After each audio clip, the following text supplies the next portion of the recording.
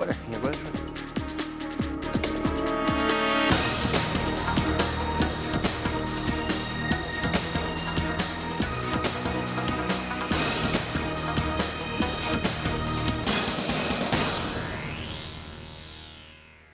Danilo, o título da sua tese é Diversidade Craniana Humana e suas implicações evolutivas. O que você estudou exatamente no seu doutorado, Danilo?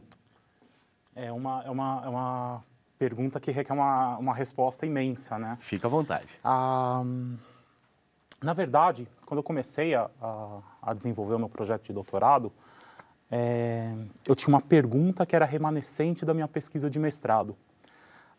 Então, eu vou contar um pedacinho dessa pesquisa de mestrado. Durante o mestrado, eu trabalhei com um grande banco de dados,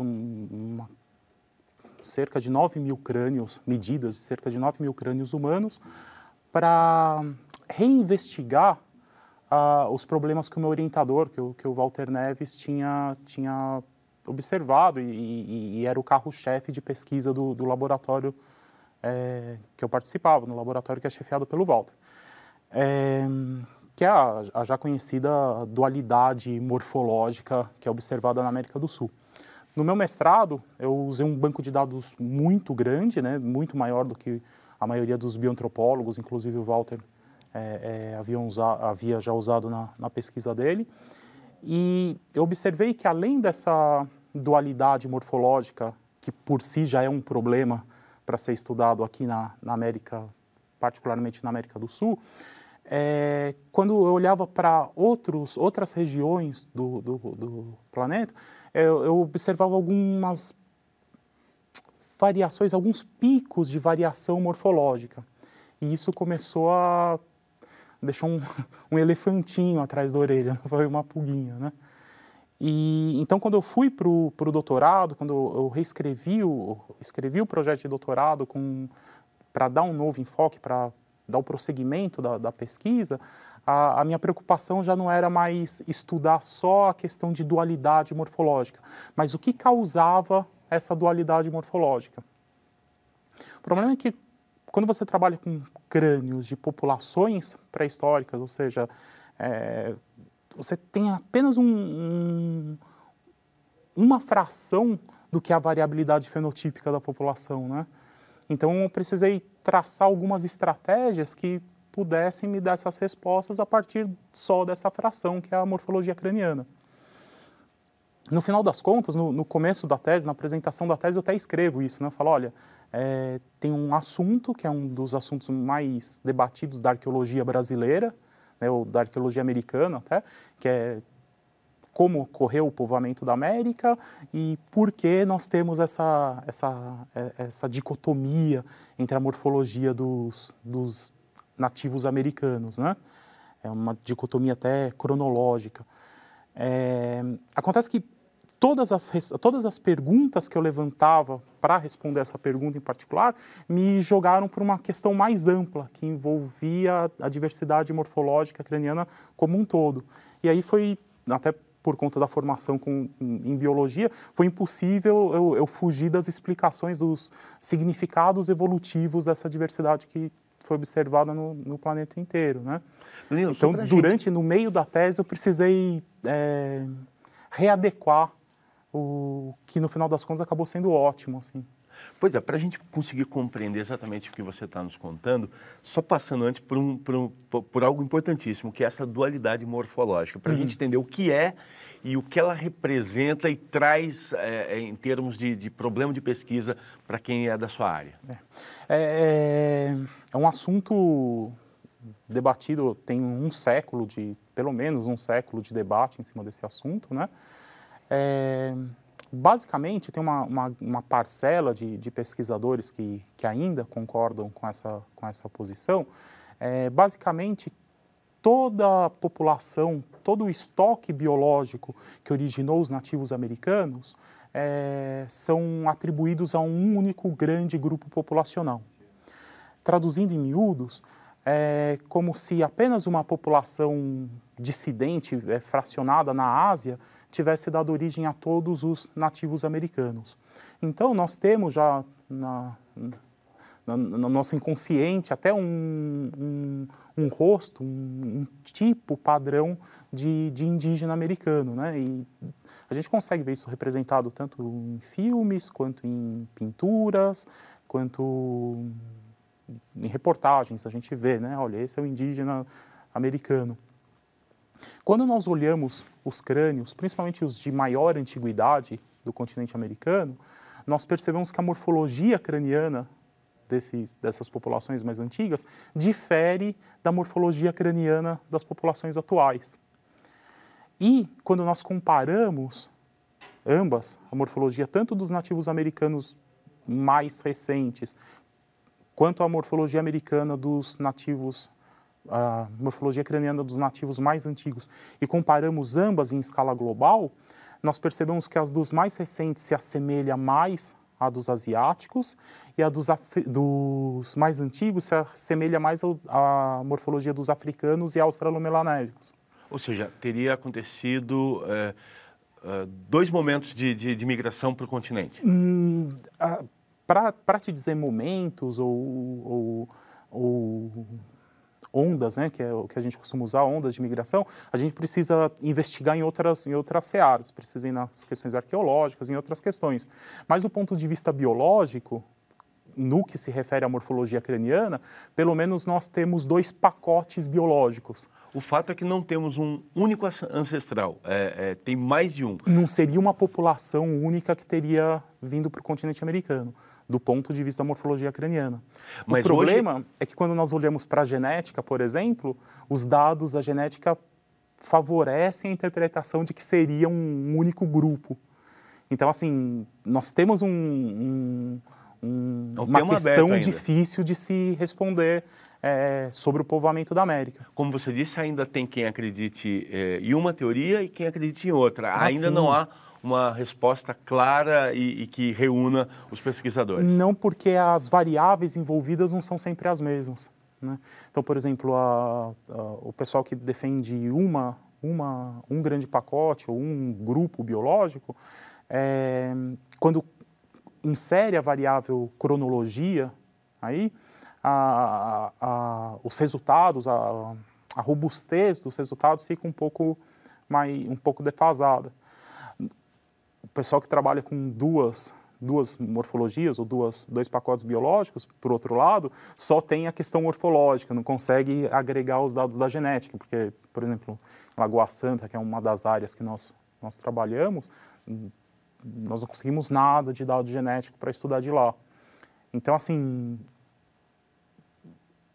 é difícil porque nós sabemos que tem que ser uma história só, mas quando eu olho de um lado eu vejo um ângulo, quando eu olho de outro lado eu vejo outro ângulo, e nós estamos aí trabalhando para conseguir ajustar esses 2 focos, porque tem que ser uma história só. E a tua pesquisa contribui para essa discussão?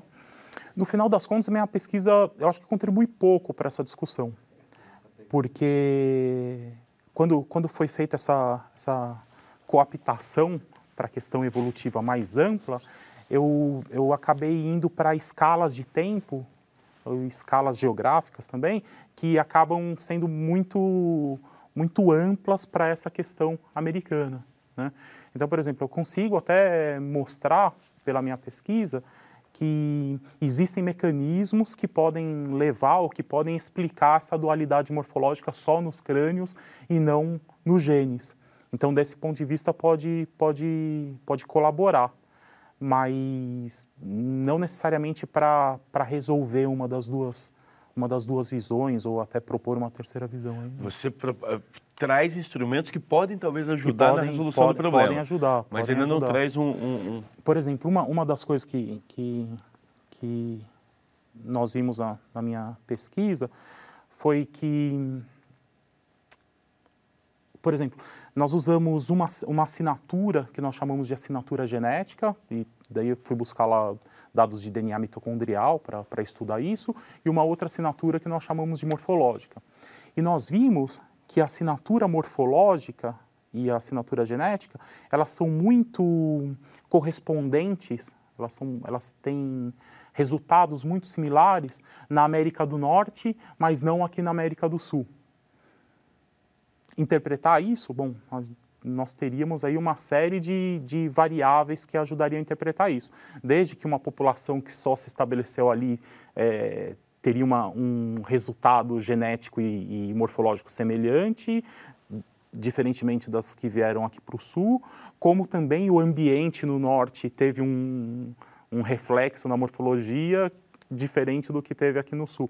Então, assim, o que eu quero dizer é que com a minha pesquisa, eu acho que eu apontei outras possibilidades, mas daí vai ser necessário uma série de outras reflexões até para levantar hipóteses para interpretar essas outras possibilidades, né? Eu posso dizer que você estava, essa pergunta que te movia, ou a curiosidade que te incomodava e te levava adiante, ela estava mais voltada para pensar as maneiras de estudar essas questões todas, enfim, não sei se eu posso chamar de técnicas, ou as maneiras como você estuda e lida com tanta coisa.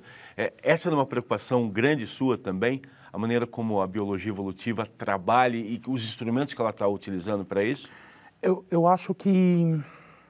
Eu entendi, eu não sei como explicar isso, mas eu acho que depende, essa postura, esse posicionamento, depende muito de outras características do cientista, não só da formação dele. Então, por exemplo, eu não acredito em perguntas essenciais ou perguntas completamente fechadas. Eu acho que a ciência ela é construída por uma série de tentativas de quebrar suas próprias premissas, suas próprias perguntas, suas próprias respostas, né? Então, talvez nesse sentido, eu acho que intuitivamente eu acabei impondo esse ritmo à minha pesquisa. Então, tanto é que você pega, eu não tenho até foi um motivo de crítica um pouco da banca durante a defesa, eu não fiz aquela coisa do introdução, material e métodos, resultados, conclusão. Eu fiz uma introdução, materiais, e daí no métodos eu abri N possibilidades, todas as coisas que eu tentaria, né? Então, assim, para algumas pessoas até pode parecer, olha, esse guri ele não sabe direito o que ele quer fazer da vida, né? E para mim, o que me movia, que é o que você perguntou, olha, eu sei que nesse resultado as pessoas estão fazendo tal coisa e não é isso que eles estão vendo. Eu quero ver se é isso mesmo, sabe? E nas vezes que eu cheguei em resultados diferentes, eu levantei a mão e falei, pessoal, vocês estão falando uma coisa e talvez a gente tenha que repensar isso. Então, eu gosto de pensar em ciência dessa maneira, como uma construção infinita de alguma coisa.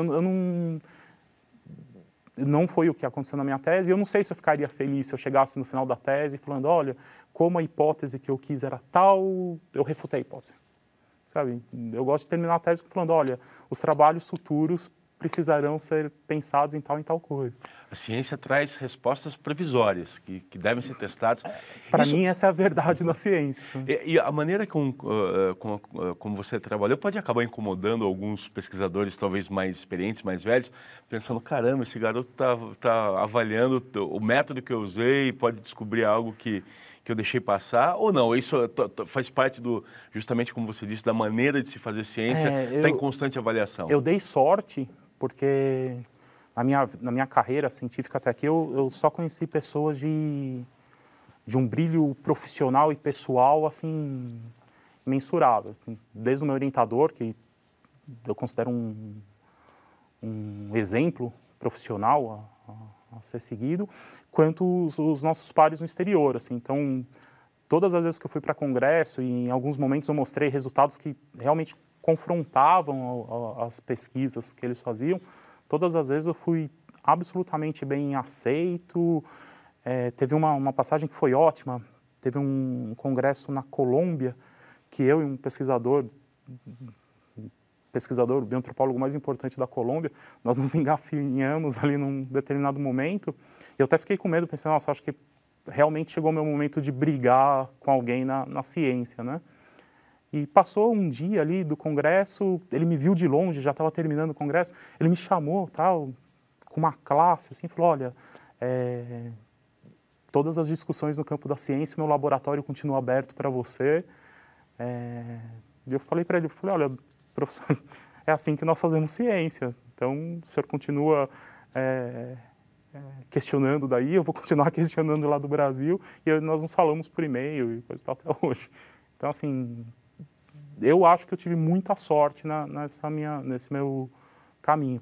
Por outro lado, vejo, o Walter tem histórias tristes até de como algumas pessoas... Não, e como algumas pessoas simplesmente, olha, estou sendo questionado, então vou boicotar e não te deixo ver o meu material. Que é uma coisa... Pois é, você utilizou, eu queria entrar na maneira como você fez essa pesquisa. Você trabalhou com um volume enorme de dados. Eu queria saber como isso acontece, se você pede para os laboratórios, eles te mandam, você chega a colocar, vou dizer assim, a mão na massa, mesmo medir um crânio propriamente, ou você só recebe os números e daí você tem um trabalho enorme de avaliar, comparar essas informações que já foram realizadas com a mão na massa por alguém e que estão hoje em relatórios pelo mundo todo? Não. Normalmente, as pessoas, até por uma questão de satisfação pessoal, elas preferem trabalhar com os dados que elas próprias coletaram, né? Não vou mentir, assim, o prazer que você tem na hora que você está com um objeto de estudo, que você faz as suas reflexões, é enorme. Da coleção que eu utilizei no doutorado, uma parcela mínima fui eu que medi. Então, eu medi os crânios de Lagoa Santa, a parte dos crânios de Lagoa Santa que estão na tese, principalmente os da Lapa do Santo, que eu participei tanto da escavação, quanto da curadoria, Então, esses realmente tem um apreço todo especial por eles. E também medi uma coleção grande de crânios em São Pedro de Atacama, no Chile. Mas a maior parte dos dados que eu utilizei são dados ou que já eram da coleção do Walter, do banco de dados do laboratório. Teve um banco de dados muito expressivo, que foi cedido por um antropólogo japonês, Dr. Hanihara, que na verdade ele compartilhou com várias pessoas no mundo, então é um cientista de uma generosidade extrema também. E também utilizei a base de dados Howells, que é a base clássica para antropologia biológica, né? Então, assim, a ideia foi ir incorporando a base de dados, coisa que no tempo, aí, nos 4, 5 anos do doutorado, eu não teria como fazer. Por outro lado, tem um problema trabalhar com dados assim, né? Então, eu costumava brincar que eu tive que fazer uma arqueologia de laboratório, uma arqueologia de computador com esses dados. Porque eu precisei, por exemplo, então nós temos os pontos craniométricos, todo mundo toma esses pontos craniométricos. Mas tem erros inter-observadores, erros intra-observadores. Então, uma boa parte do tempo que eu gastei para consolidar o banco de dados, eu gastei vendo essas coisas. Então, por exemplo, das 60 medidas cranianas que eu poderia ter usado, eu acabei ficando com 25, que foram as que eu tenho certeza que todo mundo tomou de jeito igual. Ou seja, cada crânio permite que você faça 60 medições nele. Em cerca de 60. Algumas diretas, outras indiretas, mas arredondando a gente fica com 60 Você acabava dispensando mais da metade, ficando com 25, que eram dados mais certeiros. Que me garantiam que, olha, esse aqui não tem erro, porque pega desse acidente ósseo aqui até esse, então não tem como o cara escorregar o paquímetro um pouquinho para lá, um pouquinho para cá, então fiquei com esse. E avaliei estatisticamente todas essas medidas, né? Então, você falou das inovações na sua pesquisa, você trouxe para o teu trabalho medições que nem eram aplicadas ao crânio humano, acho que eu posso dizer assim. Você utilizou métodos que não são muito convencionais no trabalho, não, é isso? As medidas que eu utilizei são todas as medidas... Não, eu digo maneiras de se olhar, não tem questões técnicas que não eram utilizadas na medição de crânio, você inovou em muitas maneiras, Na não? questão da medição, não. Não, mas fora da medição, eu acho que a grande contribuição, do ponto de vista analítico, é o que se fazer com o crânio humano. Eu acho que talvez nisso a gente possa... Então, a investigação das questões evolutivas, microevolutivas do crânio humano, ainda é algo que está engatinhando, que em outras áreas já são mais desenvolvidas. Quais áreas? Porque existe um certo tabu em se trabalhar com o crânio humano. Então, por exemplo, o crânio humano é reconhecido essencialmente como tendo evoluído de maneira neutra, ou seja, sem reflexos da seleção natural. ou de outros processos evolutivos. Tem uma coisa muito positiva disso, que ele pode ser usado como marcador demográfico, né? Então, por exemplo, olha, população A e população B, se elas são muito parecidas entre si, a história evolutiva delas, o contexto histórico delas deve ser semelhante também. O fato deles serem neutros permite isso. E é usado como neutro, fechado e acabou. A minha pesquisa mostrou que, olha, não é bem assim. Nós temos áreas que se comportam de maneira neutra, áreas que se comportam de maneira mais... se ajustam melhor a um modelo seletivo, áreas que se ajustam melhor a um modelo de isolamento por distância. Então, eu acho que não chega a ser uma inovação, mas o que eu fiz com mais intensidade do que a maioria das pesquisas em crânio humano costumam fazer é lançar mais ferramentas de genética de populações, interpretações evolutivas no conjunto de medidas cranianas. Então, por exemplo, esse tipo de abordagem é muito comum em estudos de diversificação de primatas, por exemplo. Então, tem um grupo de pesquisas lá do departamento, lá do mesmo departamento no IB da USP, que é muito desenvolvido, tem resultados muito expressivos nessa questão de diversificação da morfologia craniana de primatas, aplicando esses modelos, que, por uma série de razões, apresentam uma certa dificuldade para se aplicar com humanos. Então, por exemplo, uma das comparações que é feita é se utilizar a diversidade craniana, a diversidade da morfologia, em comparação com o caminho, a distribuição filogenética das espécies. Com humanos a gente não consegue, nós somos uma espécie, como que vai ter uma distribuição filogenética da espécie, né? E aí eu precisei lançar a mão de inventar algumas maquininhas que me proporcionassem estabelecer comparações. Então, por exemplo, usei critérios geográficos, critérios cronológicos, critérios morfológicos mesmo. Então, eu pensei, olha, se esse crânio é mais parecido com esse é mais parecido com esse, e todo mundo fala que é um marcador neutro, então eu vou admitir que esses dois pertencem a um grupo, esses dois pertencem a outro grupo, e daí estudei as matrizes, a diversidade desses crânios, e vi que em alguns casos essa divisão correspondia, em outro não.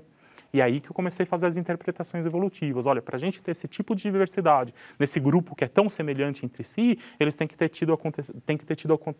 ter acontecido tal evento evolutivo com eles, né? Pois é, eu quis ressaltar essa sua inventividade justamente para destacar isso e te perguntar da importância disso. Ainda que com todo o rigor da ciência, é preciso justamente essa criatividade, na verdade, não ter medo de errar, enfim, arriscar e ir fundo justamente para trazer, enfim, para buscar a possibilidade de um acerto, de uma descoberta. Você, quem lê a sua tese, vê que você, enfim, usou bastante da criatividade e não teve medo de talvez trilhar um caminho não tão trilhado assim, não é? Você acha que essa é uma faceta importante do cientista, do pesquisador? Eu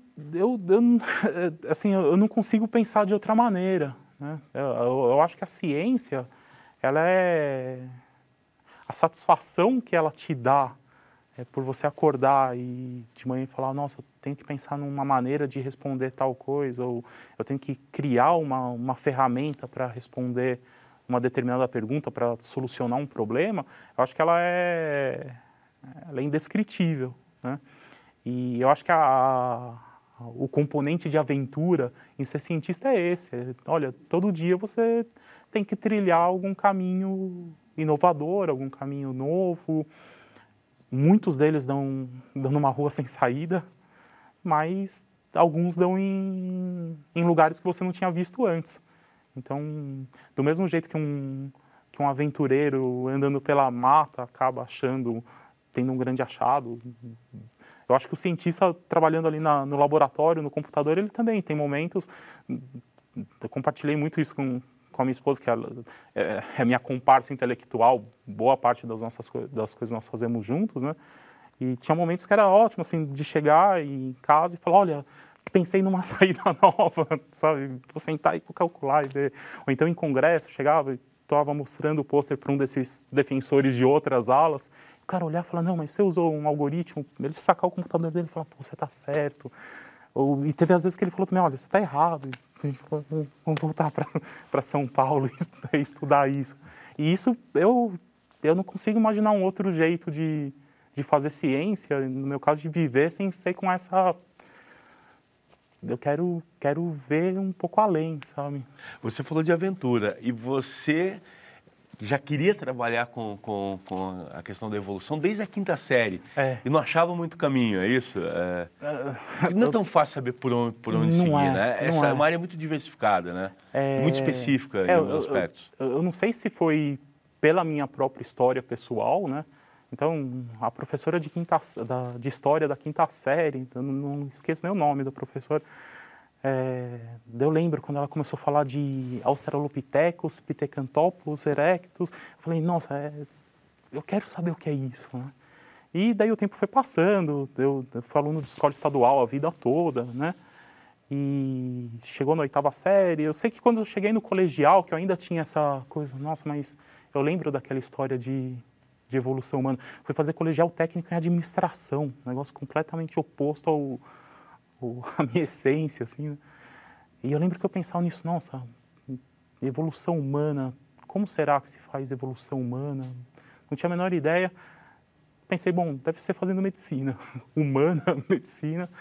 Daí tentei vestibular, vi que não era bem isso, e já tinha uma fagulha da biologia, né? Que acabou sendo, eu acho que, o maior acerto que eu tive na vida quando eu resolvi me inscrever para o curso de biologia, né? E lá que você conheceu o Walter Neves? Não. Eu fui fazer biologia na Unesp de Botucatu. A família da minha mãe é de Botucatu, eu sempre ia para lá nas férias, gostava de interior, fui fazer Unesp em Botucatu. Lá eu tive professores excelentes, mas o nosso curso de evolução não era voltado à evolução humana. Nós discutimos muito aspectos teóricos de evolução, de processos evolutivos, mas não de evolução humana. O Walter eu acabei conhecendo meio que por acaso. Eu era membro da comissão organizadora da Semana da Bio, e em algum momento alguém falou, olha, a gente podia tentar chamar o Walter Neves. Tomei um chá de cadeira que durou 8 meses, assim, para ele conseguir responder o e-mail, atender os telefonemas, e ele não pôde ir para a Semana da Bio. Mas daí, lendo uma entrevista, uma reportagem na revista da FAPESP, eu estava no 3º ano da faculdade, as coisas, o quebra-cabeça se montou, sabe? E a entrevista a reportagem nem era sobre o Walter, era sobre antropologia biológica geral. E eu lembro que eu li aquilo e falei, é isso, sabe? Então, assim, do meu 3º ao meu 5º ano de faculdade, eu já mudei completamente a orientação dos meus estudos, das leituras, já focando vir trabalhar com o Walter. Isso foi eu cheguei no laboratório aqui na USP em outubro de 2002. E desde então você está com Desde ele? então, estou trabalhando com evolução humana e as ciências correlatas, né? Então, foi até uma coisa que acho que me instigou mais ainda no dia que eu cheguei para conversar com o Walter. Ele falou, olha, para trabalhar aqui você tem que ser muito bom em estatística, você tem que ser muito bom em antropologia, você tem que ser muito bom em arqueologia. Daí eu tentei desafiá-lo ainda, falei, mas e evolução, né? Ele falou, isso você já tem que saber. Então, teve isso. Eu acho que a parceria e tudo me atraiu tanto, porque, além de tudo, eu soube, assim que cheguei, que eu teria que estudar outras áreas. Então, por exemplo, a arqueologia, que é até a minha principal ocupação atualmente, né? Eu sou coordenador supervisor de projetos da Ciência Consultoria, que é uma empresa de consultoria científica da área de arqueologia. Então, assim, nos últimos 10 anos, é como se eu tivesse feito outra graduação, uma pós-graduação associada à minha própria pós-graduação, ao meu próprio doutoramento. Tive que o tempo todo agregar conhecimentos, e isso é o que eu acho que me torna feliz por ser cientista. Danilo, eu queria te agradecer pela entrevista, te parabenizar não só pelo trabalho, pelo teu doutorado, enfim, que é tão importante enfim, quem quiser conhecer vai ter que realmente se aprofundar nele, enfim, por todos os detalhes e complexidade do trabalho. E eu quis terminar falando do Walter Neves, porque sei da importância dele para você e eu vejo, eu acho que um pouco em você, um pouco da personalidade, do perfil do Walter como cientista, nesse entusiasmo pela ciência que acaba, e eu espero que continue, entusiasmando e apaixonando jovens que querem ser cientistas, enfim, essa inquietude, enfim, essa vontade de descobrir e sempre tendo muitas perguntas. Muito obrigado pela entrevista, parabéns pelo trabalho. Obrigado.